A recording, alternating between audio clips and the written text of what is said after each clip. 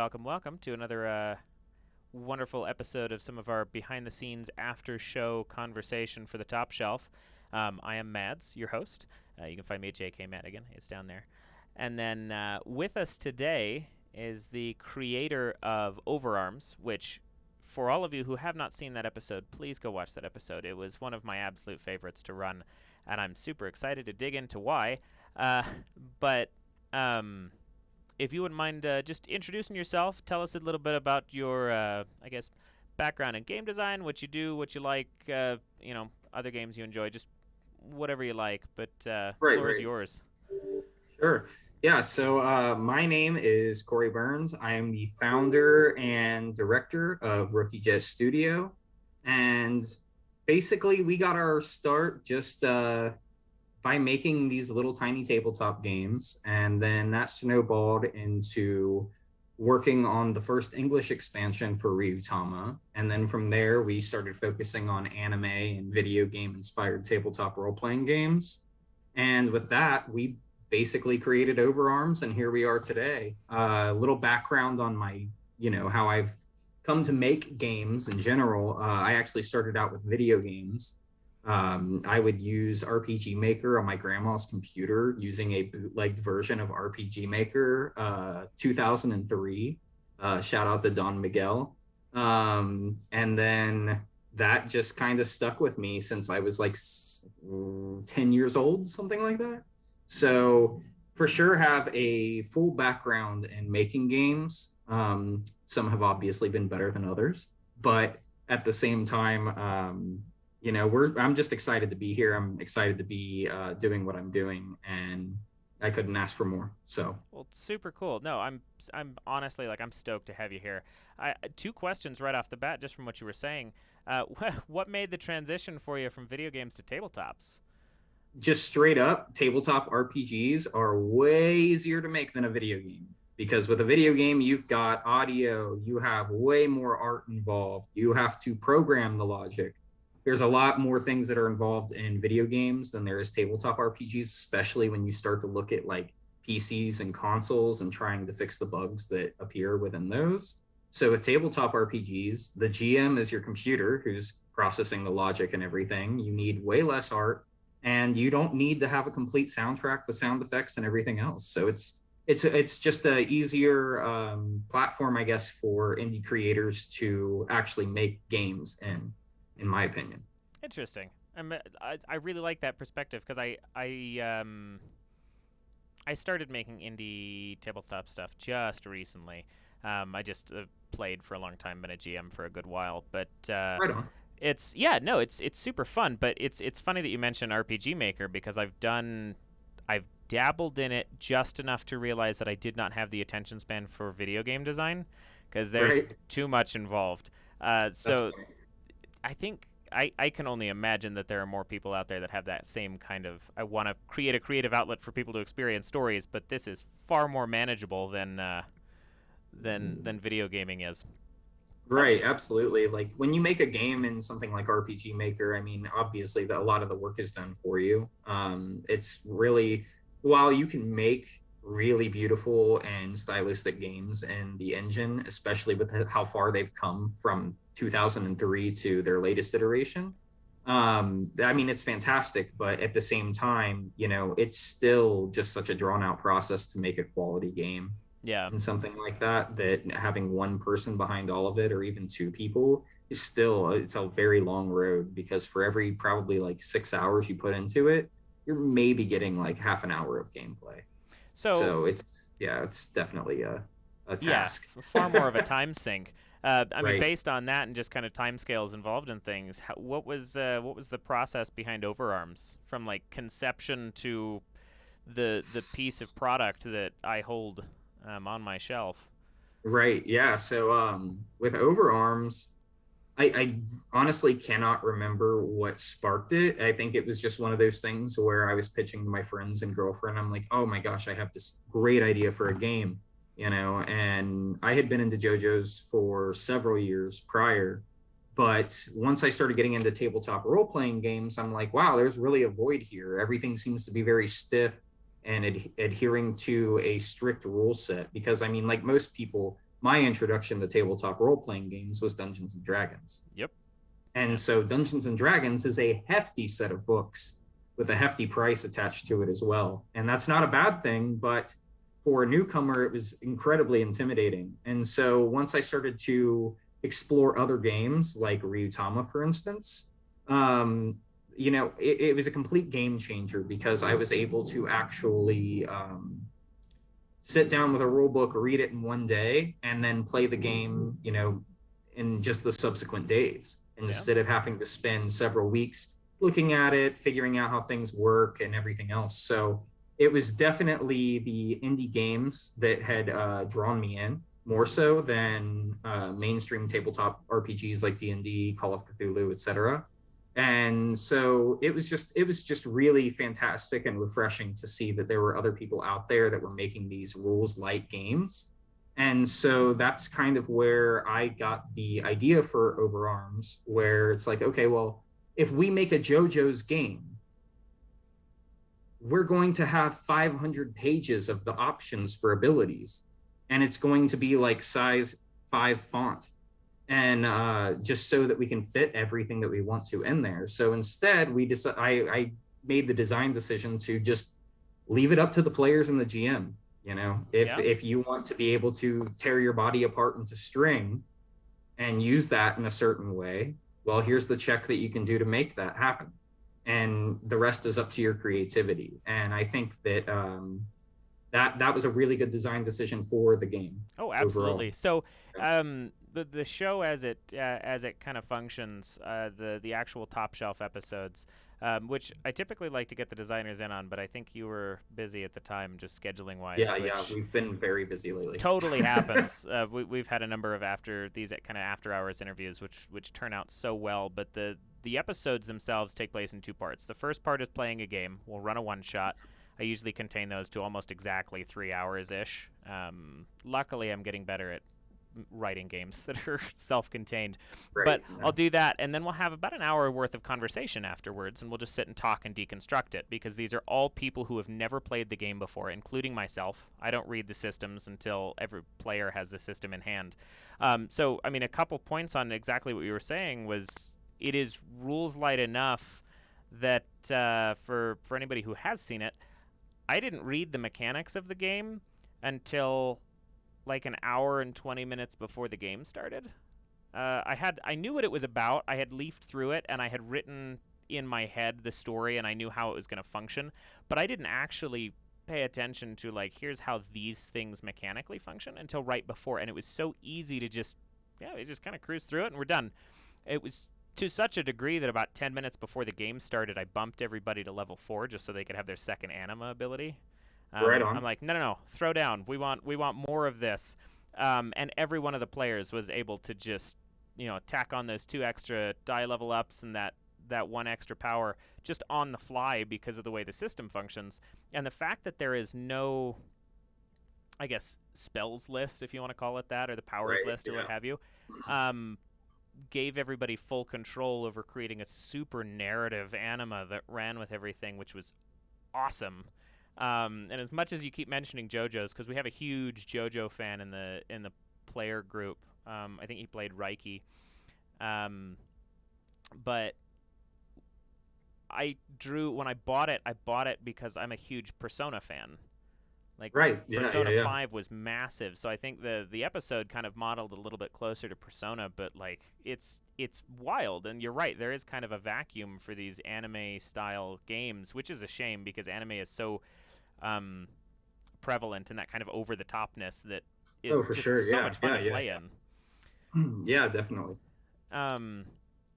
With I was gonna say something. Oh, the other games. So before this, there were other games. You mentioned, is it Ryutama?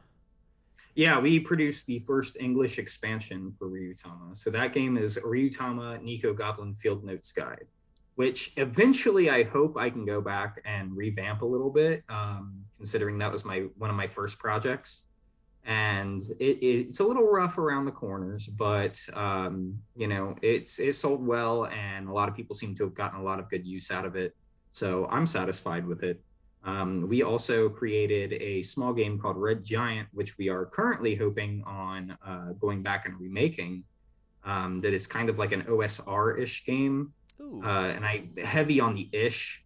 Uh, that's kind of more so inspired by media like Vampire Hunter D, Berserk, Okay. Attack on Titan, things like that. Very gritty, very gory, and to the point, but not. It's not Fatal. Let's say that it's not the game Fatal. Fair enough. Fair enough. Right. So is there a place that you have all of these collected into one spot that we could find all of these? Because Yeah, I absolutely. honestly, this is one of the first design conversations that I've had where I don't know a whole lot about the studio. Right. Yeah. Overarms is my So first introduction. yeah, Overarms is going to be a lot of people's introduction. Ryutama, the Nico Goblin Field Note Guide, is probably the second best known thing that we've done. Overarms was our first main game that we actually did release. So you can find everything else that we did on Drive Through RPG and just type Rookie Jet into the search bar and you'll find us. You heard it, Turk. Go find them because all of that sounds up your alley. But also mine. I want to see all of those because after playing this, it was so easy to lean into. I had a really fun time with the balance of this because it was super easy to lean into the story. And I sometimes feel like narrative games, when they are a little bit looser on the rules and things, you lose a little bit of the risk involved. Mm-hmm. Um, Absolutely. we had a number of real close calls at the very end for kind of the Oh final yeah. boss in this, and the flip of that is super refreshing personally because I love combat, and arbitrated combat is one of two things, and it's either too easy or it's just kind of conversed through or it's this other thing, and this struck a really good balance in the middle where it felt like there was a good amount of risk just kind of sitting there. uh, No, absolutely. Yeah. Like you, one of the things for the layout artist who did mhm. this, Ema, he, as soon as he took a look at the rules, he was just like, oh, so this is the kind of game you're making. He's looking at it and he's going, so you want people to just skate by the skin of their teeth, basically. Mhm. And that's pretty much exactly it because the real reward for overarms is how creative can you be with your abilities to get yourself out of these scenarios. Yeah, absolutely. Uh, we had a conversation at the end, which is really cool in regards to the mechanics too, where because all of the items that you find and everything that's involved in kind of the inventory that you can collect or purchase or get from the Right. Mirage, it's you can get a lot of like I could feasibly build a mega dungeon out of overarms with very little effort, and it could be very, very easy to maintain because there is no roll for health. You don't get a Right. bad roll on a bandage. You know exactly how much you're going to get back, so you know Right. exactly when you ought to use them. And Exactly. the inventory management on that for a narrative game is super cool. And I don't know, and maybe it's just been a long time. It kind of harkens back to, reminds me of like old PS1, PS2 kind of games, RPGs and things, but Right. Yeah. there's No, I see this. I see the resemblance. Yeah. yeah, for sure. And it's like the ability to manage those numbers was so important to me as a kid. Like, oh no, I gotta save all of these potions. With D&D and things, I can't do that because I don't know if they're gonna be good or if I'm just gonna get a crap roll. So I think I end up burning more than I do because D4s never roll well for that. Um, but no, it's the balance struck there. I have so many ideas of things that I want to do, and the party that ended up playing as characters in this, we ended up having a good enough time that there is at least a small possibility that this one might turn into a series, which happens occasionally for the top shelf episodes. And I'm like, I have not been. I came off of a high from this game because it was so much fun to run and see people play through. Um, That's fantastic. Yeah. where, I mean, I guess you've mentioned JoJo's. I mean, is there other kind of direct inspirations that you pulled from for the stylistic choices? Well, you said one of them, Persona, Persona, for sure. which. we included some elements in that game for directly for Persona, like the Mirage and the items that you're using, things like that. Those are all staples of what a Persona game would be. The game's also inspired heavily by like Shaman King, for example. Okay. Overarms is probably one of the only systems out there that uses two characters, at the very least two characters. There are like some side rules in there for if you're using Animus in your campaign whatsoever, then you can also kind of substitute those for your anima, make like a little bit of a home brew kind of Persona campaign. But also Fate, like Fate Stay Night, things like that. It's compatible with that.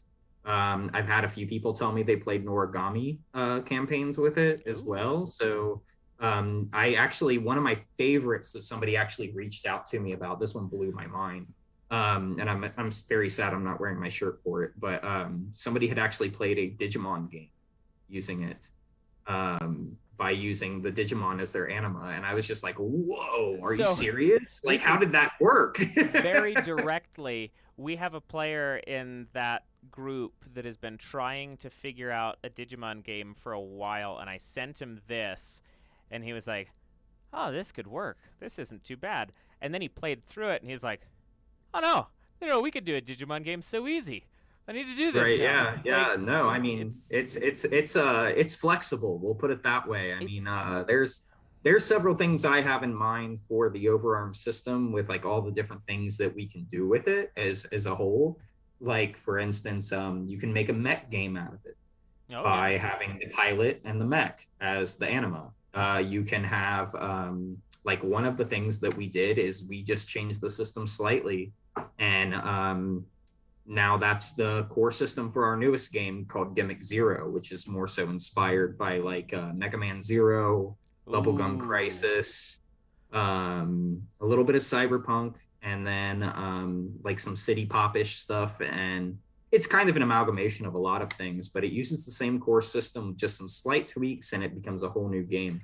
It's fantastic. Yeah, and I think a lot of that flexibility, and correct me if I'm wrong here, at least from your perception, but a lot of that flexibility that I'm seeing in it is coming from the fact that there are two stat blocks. Like the secondary character portion of it, or character portion of it, and that relationship between the two things that you're controlling is something wholly unique. I've never seen it before, at least except for Overarms. Yeah.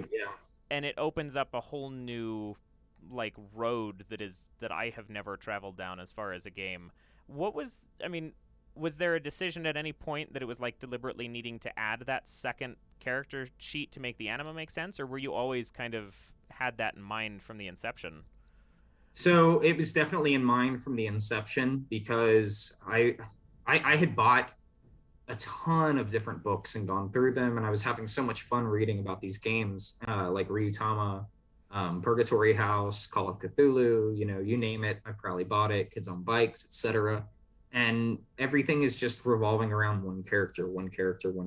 And so as I started to approach the abstract of, is JoJo even able to work at a table? It's like, okay, well, I could have them use spells, things like that, but that's just a D&D 5th edition hack or something like that. It doesn't really pull on the theme of the game.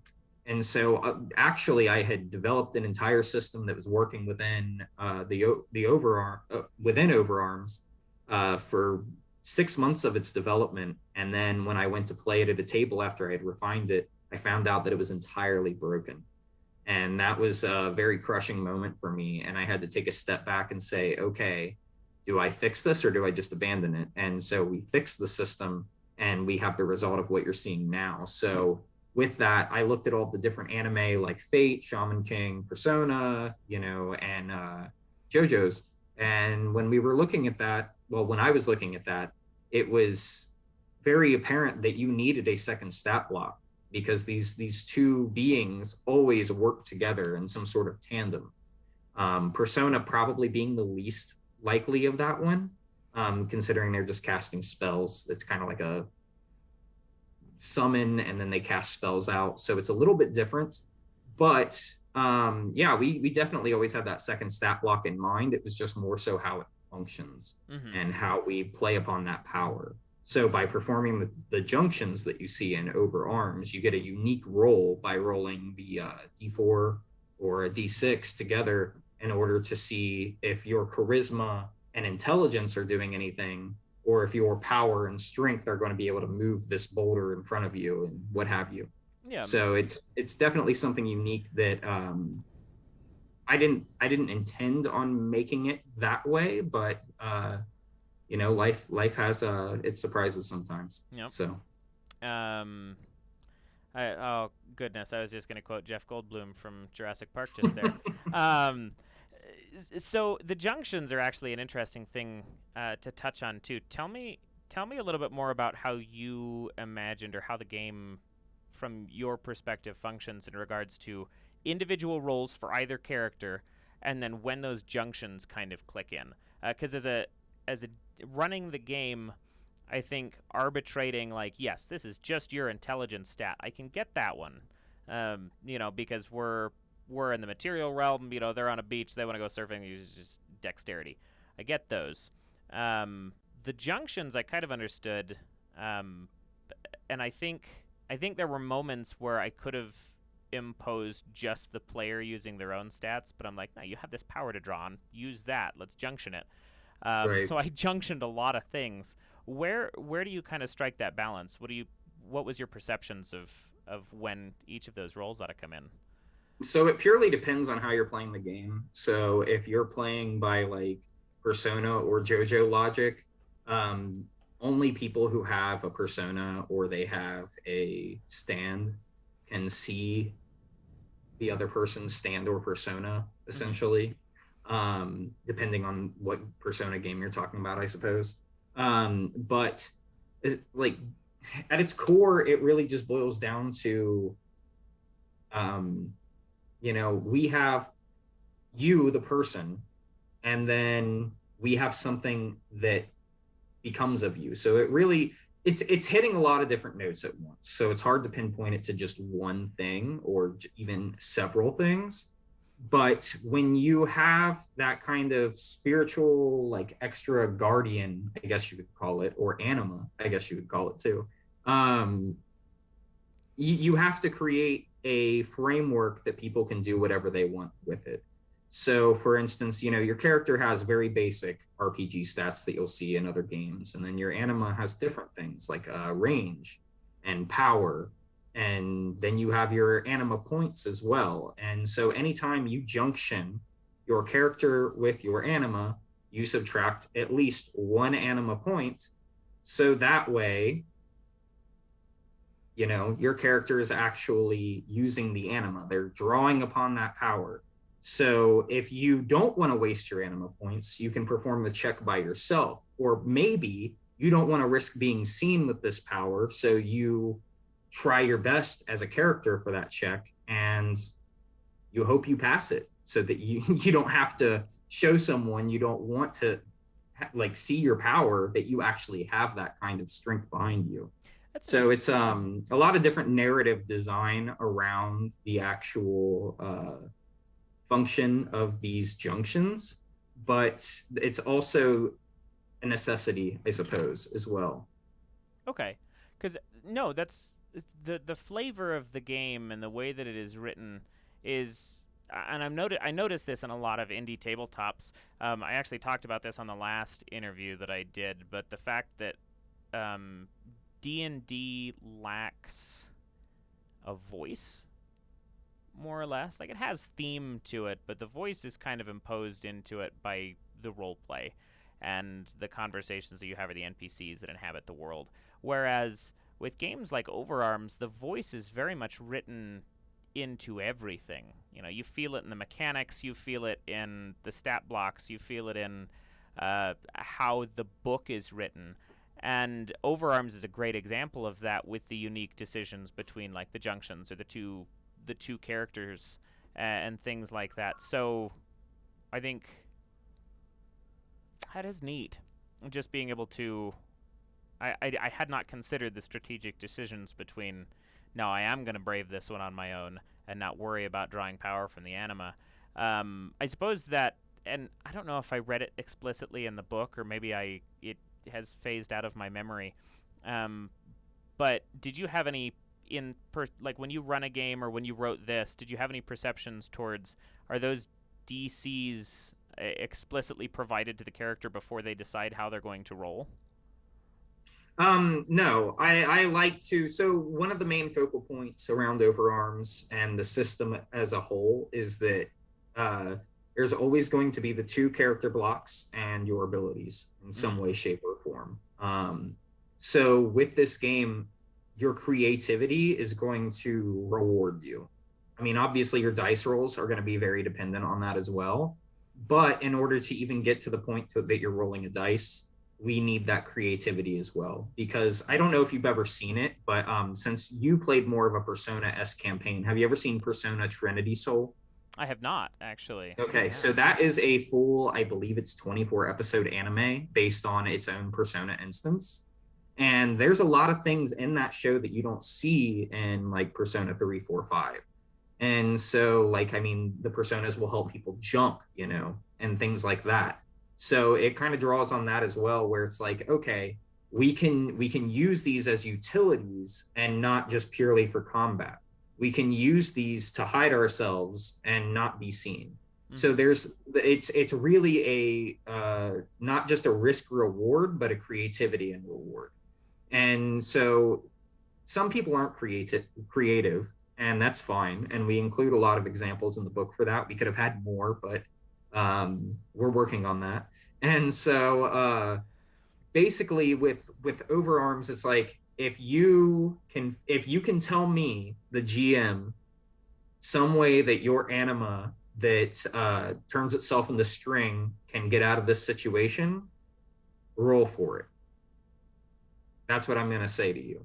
And so it definitely rewards creativity. It definitely rewards properly statted anima and characters, but it's really just a free form kind of game. I mean, when you really boil RPGs down, what are they? They're let's play imagination with numbers. Yeah. That's what it comes down to. And so, but people want to buy into the themes. They want to buy into the unique mechanics of your game. And so when you're looking at something like, well, I'm going to run off on a tangent here, actually, Nah, go for it. but but no, I mean, like when we're comparing D&D to this, it's like you're telling me D&D lacks a voice, right? And so it's like it's generic fantasy. It's high fantasy. That's its voice. And so it's anything Tolkien-esque. It's anything which is more so low fantasy, I suppose. But there's a lot of things you can fit it into. And so when you buy these indie tabletop games, they're usually more thematic. Like one of the games that is going around and is very popular right now is 10 Million HP Planet. I don't know if you've heard I've anything about seen that stuff on it. I've by yet to Sandy pick it up. Bug Yeah. Games. Yeah, I haven't picked it up, but I've seen a lot going on about it, and I'm like, wow, that's such a gimmick. That is such a total gimmick for that game, and people are loving it. So you don't need to rely on this huge stack of okay, here's your armor DC, here's your items, here's your spells, here's your classes, all this stuff. It's like, okay, here's this little tiny game with a big boss in it, and you have to figure out how to defeat it. And so a lot of things, I think, when it comes down to it, needs to just be more thematic and entice the players that way rather than relying on these giant tomes to pull people in. Yeah, I mean, I guess it's also I suppose if we're using the comparison, indie tabletop games feel a little bit more like uh, going to a blockbuster and picking at a movie Yeah, that you want to actually, watch. that's a really good comparison. Actually, I mean, but that's what it feels like. It's kind of the joy of like I have 80 plus different indie tabletops and things on my shelf right now. I'm obsessive. It's the whole reason this show exists. Uh, God bless. yeah, I know. Oh, I love it. And I've got the limited copy of the Overarms too. I love the alt There you cover. go. There you go. Um, but it's like we'll go and we're not doing main D&D campaign because I've been running that for 2.5 years. Like we do that every Right. Sunday. But sometimes people just want to play a game and they're like, yeah, what are you feeling today? And they're like, I don't know. I've been watching a lot of scary movies lately. And I'm like, all right, I'll go leaf through my books and pull out Mothership or Right. oh, Yeah. there's like 2 or 3 other ones that I've got on there, and I'll like, all right, which of these ones makes more sense thematically, and then we just slap that down and we get going. Um, which like there's so much more planning involved in some of these bigger games, so it's really refreshing to see a something that you can kind of create a library of depending on your mood, and you don't have to think as much about it. Yeah. Yeah. I see a lot of I see a lot of people trying to hack D&D fifth edition into doing things that it natively does not do. No. Like, I mean, there's Pokemon fifth edition, and there's a One Piece variation of D&D fifth edition. There's anything you can imagine. There's a D&D hack out there for it for fifth edition. And that's not a bad thing, Mm-hmm. but because I mean, it gets people's gears turning. You know, some people really like to stick to one system and they like to do anything they can with it. But in my opinion, you know, it definitely pays. Like how you say you have a library of these games, so you don't even have to think about it. You just pull them off the shelf and go, hey, what do you want to play? And so I feel like a lot of people are starting to move that way in the space, and they're starting to branch out. I mean, there's still a bit of resistance to it, but you know, people are starting to learn that these bigger games like D&D and Call of Cthulhu and things like that are Mm-hmm. like, you know, some like dungeon crawl classics. They're not going to do everything that you want them to do, Right. and there are things out there that will do things better. You know, D&D is a fantastic combat simulator.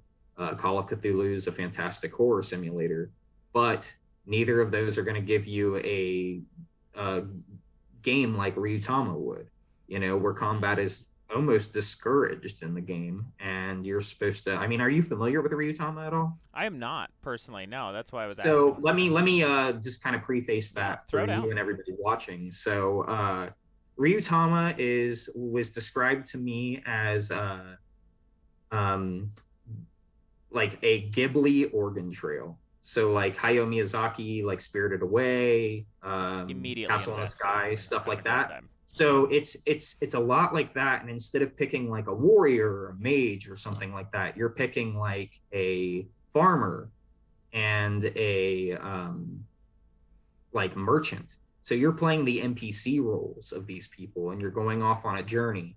And instead of more so fighting against monsters, which you will ultimately do in Ryutama, you are actually fighting more so against the environment, which brings out the organ trail aspect of it. So you have to prepare like the proper shoes to walk in this environment, or else you're going to be having a horrible day. You need to have an umbrella, you need to have the proper supplies and things like that. I mean, it's just a genuinely fantastic, heartwarming, and just beautiful game. Oh, And I can't recommend it enough. I mean, that was really the thing that got me into making tabletop games. And I'm it's a fantastic game. And the gen guys who translated it into English are fantastic. Shout 100 out to Matt and Andy. 100% gonna have to go check it out though, because I Yeah, love absolutely. Ghibli movies. Spirited Away, absolutely. I took some inspiration for that when I played Iron and Lies a couple episodes ago. But it makes me want to play. Oh goodness, what is the Ghibli movie? Um, like a Princess Mononoke Right. Yeah. kind of thing, and go on that kind of trek. But no, that's super neat. Um, I can't even remember where we were at now. What was the tangent that got us from there? Now I'm just thinking about like I want to play an Oregon Trail style game. We were talking about D&D and trying to fit these things Ah, into yes. Thank you for D&D. keeping me on track. My So ADHD doesn't no, let me. you're Uh, fine. I'm right there with you.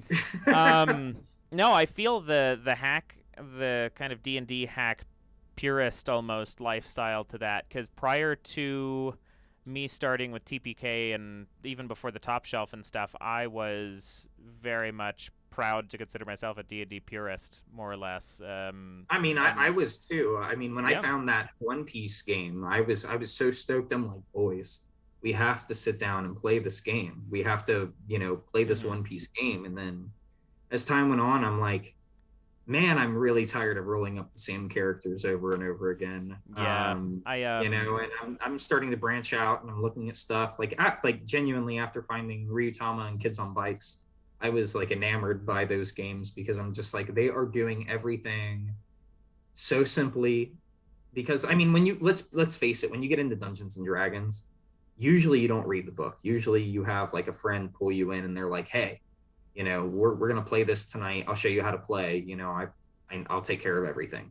They show you how to make your character, et cetera, et cetera. It's very rarely that somebody just goes out and goes, huh, I'm gonna get into Dungeons and Dragons, and they buy all 3 books for $100, and then they sit down and read through all of them, right? Oh, sure. And so it's much easier to digest the indie games because they're usually between like, I mean, you have Lasers and Feelings that's 1 page, Yep. and Yeah. then that can go all the way to like maybe 200-300 pages. But Yeah. I mean, in there was my a whole. opinion, Uh, everything that I've read is easier to digest than Dungeons and Dragons. Absolutely. So, No, I mean, there was an indie game jam that I think Keegan EXE put up that had, it was like a business card game jam. I did see Whole, that. I did see whole, that. Yeah. yep, which are super cool. Like the fact that, because all they are just means to storytelling, and Yeah, the that's fact it. that you can pack so much punch into something so form fitting is really nice.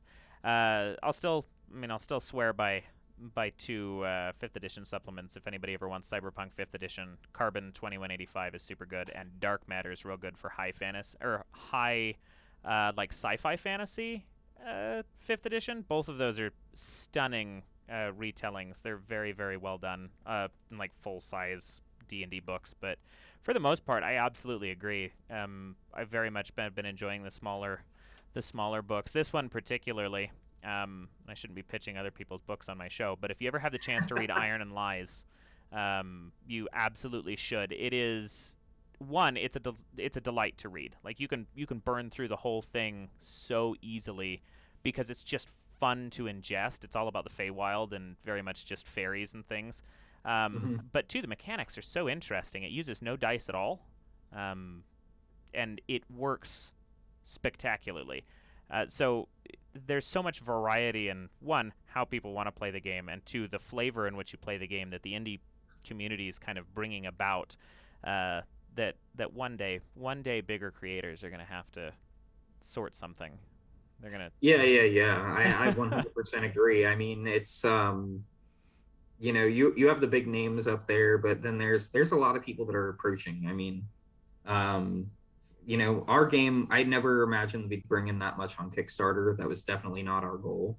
But we were more than happy to take it and funnel that back into the game, funnel that back into the community, and funnel it into future projects. So it's really I think a prime time for indie tabletop RPGs because we're just now getting mainstream attention. Yeah. With like for instance, what was it? The market for D&D alone, like D&D surged 33% last year alone Oh yeah. compared to previous years, and the market overall the past 5 years has been growing exponentially.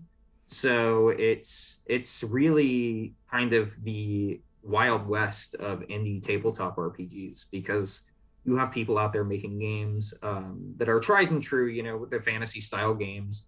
But then you have people like Morkborg who are creating just these beautiful works of art books. And I will Yep. say this because if anybody from Morkborg's watching, please, for the love of God, make a readable PDF for that because reading that book is it's beautiful, but God, it gives me a headache if I'm sitting at a table and I open Morkborg and I need to flip to a page for a rule. Good luck. Like I'm not finding that. That's super fair. No, I'm gonna I have to like turn my book like a steering wheel. But it's a beautiful book, and that's yeah. something that you're not going to see from these bigger companies like Wizards of the Coast or like probably Modifius and things like that. Shout out to Modifius. Um, but it's just it's a different environment. You have like for instance with me, we focus on these anime tabletop role playing games, Hmm. and that's a market that is severely missing the niche because you have like Big Eye Small Mouth, BESM, Just gonna mention that one. which Yep. right, it's like pretty much the standard generic anime game. And then recently you have Kamigakiri, um, which was translated to English, and it's all generic anime. That's what they're trying to hit, but they're not Hmm. necessarily hitting any theme. And I'm not trying to downplay those games. They're great games on their own. If you want something that's generically anime and you want to craft your own kind of scenario theme mechanic around it, God bless, go do that. That's what those games are for. But there's not a whole lot out there that is, inherently thematic for anime, like Mm-hmm. Overarms, or Ryutama with its Ghibli nature. And there's also Cave of Monsters, who make great games like Henshin and Khonshu Rider, or Yeah. Rider Khonshu, and those are based off of like the Super Sentai series, and obviously Kamen Rider, which has its own subgenres. But those are fantastic games. You don't see a lot of people doing that kind of stuff right now, and so Yeah. I'm excited to see where that goes in the future. Yeah, it's fun. TBK Roleplay, I guess stream channel that does the top shelf stuff, actually did a Henshin campaign for a little while, which was really Fantastic. cool. Yeah, no. No, It's Sam is a great guy and he makes great games. So it's oh, very definitely, cool. I would recommend it all the time. That's no, So that's awesome to hear. I actually, if you know of one, let me know. If not, your studio should get on it. But I want a game. I want a game that is thematically emulating of like Madoka Magica. Um, I it's like haven't watched that. Is there any other that are similar? Like any oh, other anime you can think of that are similar? hold please. Does Cardcaptor Sakura fall into that category? Um, I've heard the name maybe several times, it's but I so it's haven't like played it's that much of it. basically like dark, like magical girl anime. Like it's very much a kind of a mature audiences gory, kind of horror leaning. Um, it's We super cool. The only other yeah, thing that I could even think of, and it's not super similar, but like Rin, Daughters of like Memesine, I think. I yeah, most I haven't likely heard of that. butchered that. This is That one's also obviously not beautiful. yeah, this is obviously not doing myself any justice for I promise I watch anime, okay? I mean, you Um named like 10 that I had no there's idea. So there's like 20. yeah, There's like 20 different genres that I just don't even pay attention to anymore because I just don't have time. yeah, but But like, no, we are working on something Magical Girl-esque. So, but that will be a 2022 release. But we have some art for it. It looks hey, it's getting there. fantastic, and it will more than likely use some sort of variation of the overarm system Super as cool. well. No, that's Maybe rad. instead of an anima, it's going to be friendship. There you go. I actually considered the day after we played the game, I actually considered the fact that I could use overarms really easily to do like a Final Fantasy game and subtract or maybe just expand on the original stat block, adjust it so it's kind of more centralized to one stat block, but leave the AP and the narrative function around the powers and use those for like limit breaks and summons and things, which So would I'm be not, yeah. So I'm not going to stop you on that, but there is a game coming out later ooh this year that is ooh. going to be the de facto Final Fantasy game. You will never want to run a Final Fantasy game without it. Hold It's on, called don't. Fabula Ultima. It is done by the layout artist of Overarms, and it is a fantastic game. I've seen more than a lot of people of what it entails, and the art is beautiful. It's a 300 plus page book, just Ooh, chock full of content. Oh my gosh, it has everything you'd ever want to play like a more traditional Final Fantasy, like 1, 2, 3, 4, 5. The only things that I think that Fabula Ultima, and I may be wrong even, so I'm so sorry, Ema, if you're watching this, but I don't think it can play Final Fantasy like 6 through 8. hmm. It's more so because that kind of involves more technology and things like that. It's a little bit different thematically, but that game is going to be fantastic. I, Um, say the title of it for me one more time. I got my notepad up. Fabula Ultima. Okay, it was a V. All right, cool. So if you're a fan of the Final Fantasy series, you'll immediately recognize Fabula Nova Crystallis, and it's kind of a play off of that. Okay. So it's like a branch of the Final Fantasy games that are more so focused on crystals, I believe, Oh and their yes. power. Yep. So it's like for Final Fantasy 7, 8, even 6, there's less focus on the crystals, more focus on technology. And so for like the earlier Final Fantasies with like the Warrior of Light and stuff, you have more of a focus on crystals that people rely on for power and things like that. And so it's definitely more of a take on the earlier Final Fantasy games, and it's brilliant. I mean, can't recommend it enough. Super good. Super good. I'm very excited about that. I have to write down Ryutama as well. No, they're all great games. They're fantastic. You just got to do some digging. It's kind of cool when you're looking for indie tabletop RPGs because the more digging you do, it's kind of like a flea market Oh yeah. where you're looking around for these for something that suits your tastes, and you will find it eventually. I Yeah, mean, I'm still finding out about games, and I'm just like, how did I miss this? it's Like, also a yeah, I mean, void to get it's sucked into brilliant. if you're not careful, but Absolutely. it's the best kind of void. It's funny too because I was actually looking up, and this was well after Overarms because I had Overarms. Well, actually, there's its own tangent. So, funny story about this particular episode. Um, I had the book Overarms in my hand. What was the Kickstarter release was like 6 months ago at this point, right? The Back in distribution of it. October. Yeah, it's been a Yeah. while. So by the time I had that, I broached the topic with one of the TPK guys who played in this episode. He saw it and was immediately called dibs. He's like, when you run it, and I'm playing it. I don't care when. This and Yeah. like the scheduling just never worked, and I knew that this show was going to be a thing. So 6 months later, I go and message him. I'm like, hey, we're doing this. It's 2 months out, and he's like, put me down. I'll clear the calendar. Um, so we've been the TPK has literally been waiting on this particular game to run one session because it was so good for like 6 months, and I've just been waiting to crack it open until then. So it's the anticipation was spectacular. But about 3 months after that, after I had Overarms, I'm like, what other like anime style RPGs? They're surprisingly harder to find than I thought they were going to be. Oh, absolutely. Um, There's definitely a void in the market for them. Yeah, and the fact that you've even thrown down as many as you have is surprising to me personally, because I looked it up and about all I could find as far as like genuine published material was BESM, and that was There's like, BESM. There's also one called Anime Campaign, and there's another out there, and the name is escaping me right now. But there's quite a few generic anime games that they all have their ups and downs to them naturally, but more so for me. I like to focus on the thematic mm-hmm. style games. And truth be told, aside from Ryutama, this is our first anime inspired game.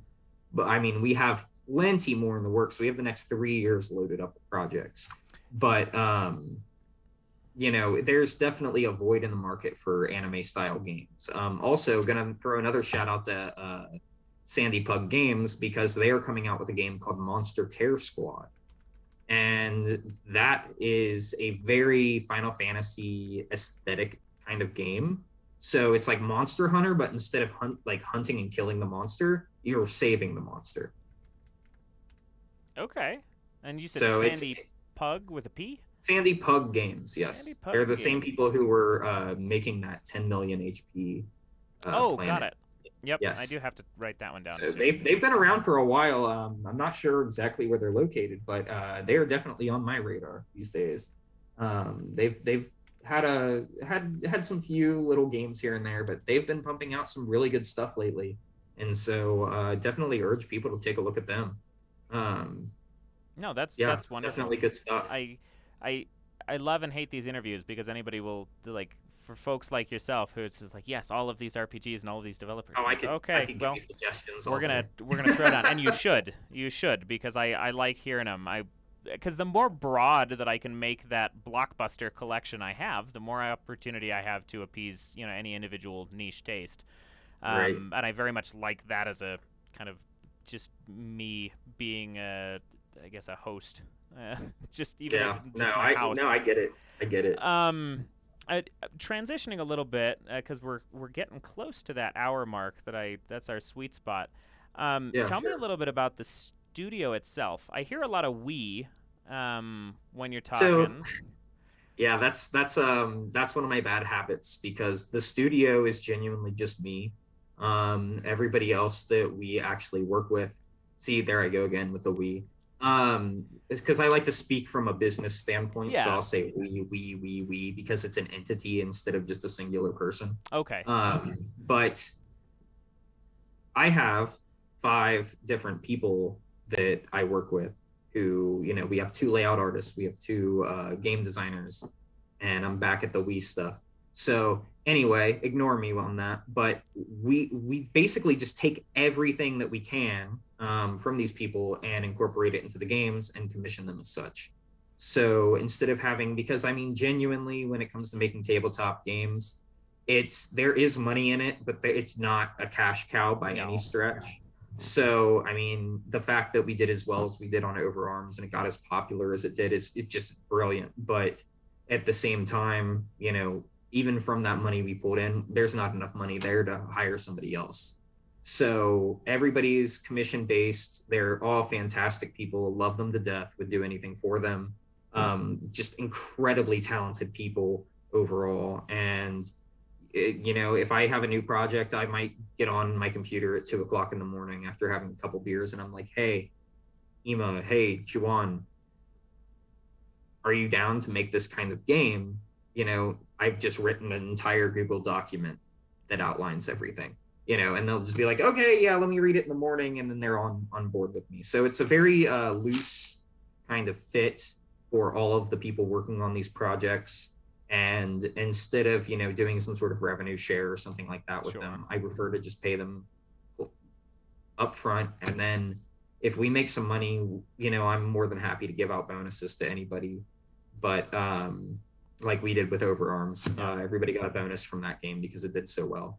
And it's just mostly these people that I like. Overarms is a crazy game of how it came to fruition, because I was in the Ryutama Discord and I had been writing Overarms, and I'm like, I might put this out there for free. I might, whatever. And so finally I'm like, well, what if I want to make a physical book. And so I put a feeler out there. That's how I found the email. And then we got in contact with one another, and we're working on formatting the book, coming up with the layout design and everything like that. And we're like, okay, now we need art. So I just got on Instagram and I'm scrolling through looking at different hashtags. And then I find Juwan, who did all the art for Overarms. And, just between a guy in South Korea, a guy in Italy, and a guy in the US, we made that game happen. And it was a turbulent ride, but it was genuinely great. And they're both fantastic people, and you couldn't ask for a better team. That's super good to hear on multiple fronts. I had a whole episode. Check out the Chris Bissett episode for anybody who wants to know which one it is. But I had a whole interview with Chris Bissett, and it very much evolved into current pay rates in the industry and how freelancing works in the independent tabletop community, and what people ought to be paid, or how to work on this, or how Kickstarter is kind of back and forth on whether it's actually beneficial to the community. And like there was a whole bunch of that. So hearing that you've actually got a crew that you work with and have been working with pretty regularly, and not only the pay, but welcoming those bonuses in and things is commendable in its own right. And more of that needs to be shared around. Like it's like the indie tabletop community, as I've noticed throughout talking to multiple designers or just kind of being in it, is so tight knit. It's very, very much a close community, I think, as a whole. There's definitely clubs. Yeah. It's very, very close, and I very much appreciate the community that it is bringing through, and I'm very excited to see where it goes from it. As we kind of start rounding this out, is there anything personally that you wanna plug that you have coming up shortly, or any other games that you want to plug? Where can we find you? Things like Absolutely. that. Yeah, so I don't know when this video is going to be going up, but we do have the quick start for our new game, Gimmick Zero, which, if you like Overarms, is based off the Overarms system. It's more of a cyberpunky dystopian kind of game where you kind of choose the environment that you're playing in, but your character has this nano armor that also grants you the abilities from overarms. So you can pick up the two abilities, weave those into your character, and then you and your buddies are essentially part of a company that produces these things called gimmicks. And these gimmicks are these massive robots that protect the city that you live in, but sometimes they go rogue, they malfunction, and it's your job as these living weapons to take them down. And Ooh. so the inspiration comes from Mega Man Zero, like I said before, Bubblegum Crisis, a little bit of Monster Hunter, in all honesty, and just a ton more. Weirdly. And it's for free right now. You can find it on Drive Through RPG. You can find it on itch.io. And we are going to probably have the full book ready here in a few months. We'll be taking it to Kickstarter and we'll see how it does. And I'm really excited for that. We also have a lot of big announcements coming up later in the year that should outline the next maybe 2 years of what we have planned. Okay. And so we like to call that the Rookie Jet Direct as a play on Nintendo's Nintendo Directs. But that is coming eventually. We just don't know what. We want to make sure that we are positive of what we're going to announce before we actually do that. But Yeah. really, follow me on Twitter. I will share a ton of stuff in the next coming days on what we actually have going on. We have some beautiful art to share. We have some beautiful projects to share, great people to incorporate, and possibly even some massive projects that you will for sure hear about if they come out. Super So cool.